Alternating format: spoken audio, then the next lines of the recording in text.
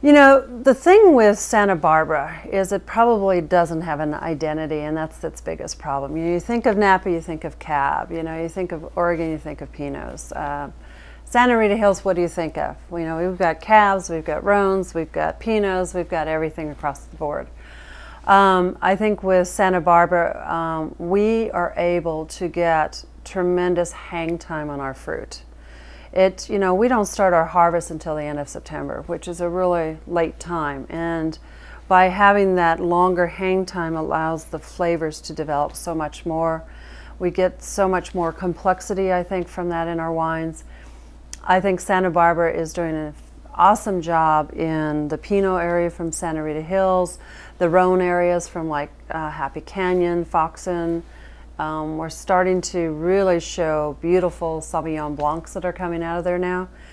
And I think one of the things people don't really realize is really Santa Barbara is not only a great place for a lot of varietals, but we're not into yet the big commercialized, you know, artificial kind of thing. You'll walk into many tasting rooms and meet the winemaker there. You'll meet the owner and winemaker like me and my husband are. So Santa Barbara has a lot to offer.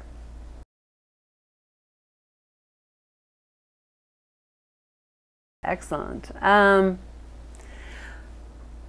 We are, especially me, very partial to Greek wines. And I know that sounds kind of odd. We've spent a lot of time in Greece. We think Greece has amazing wines that actually doesn't leave the country. And one of my most favorite ones is called Aikitiko. It's from Nemea. It's a wine that's so hard to explain. It's kind of like a Cab, but not really. It's like a Cab Syrah. It's got its own identity, and we just love Aikitiko. We try really hard to find that wine.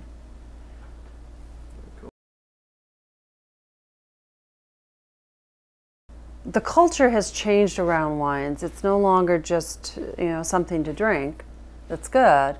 It's more where we're having a lot of people coming in who want to really learn what goes behind that wine. We have a lot of people who are now interested in coming to work a day of the harvest with us. People have a real kind of desire to learn what goes on in the winery. Why do you do what you do? And we're seeing this more and more, especially in the younger generation, who A, is interested in learning as to what goes behind the wines, but B, is wanting to venture into new kinds of wines that they hadn't had before, like we make a Dornfelder. It's the one time we've made it. It's a German varietal.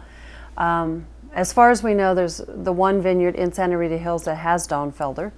And most people have never heard of it or seen it or tried it, and people get excited when they find something unusual that they can take to a dinner party.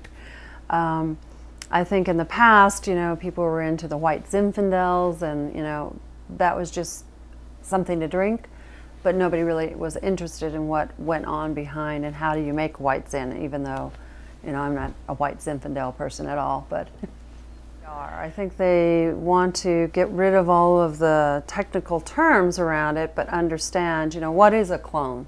You know, most people don't understand, you know, varietals are, you know, Pinot Noir, Syrah, Cabs, and then within each of those varietals you have clones. And most people don't have a single idea what a clone is. And I always explain it's like apples. You have Granny Smith, Red Delicious, you know, the different ones, and each one of those apples have totally different flavors.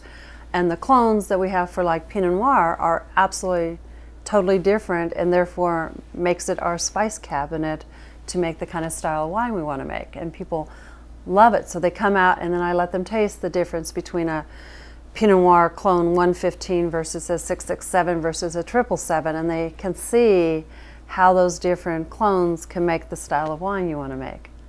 And so I think people are really wanting to be educated as to what goes into that wine.